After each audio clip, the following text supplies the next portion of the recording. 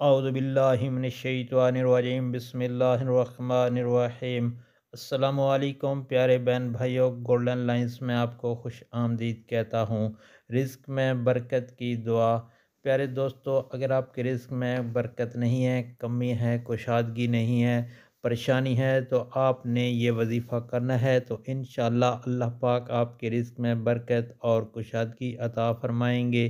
تو آپ نے کرنا کہ ہر نماز کے بعد 7 بار سورۃ الکوثر پڑھنی ہے۔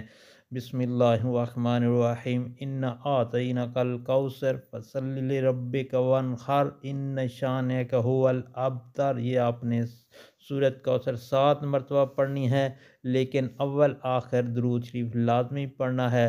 انشاءاللہ تعالی اللہ آپ کے رزق میں برکت اور کشادگی عطا فرمائے، آمین یا رب العالمین۔ اور آپ نے اس وظیفہ کو آگے لازمی شیئر کرنا ہے۔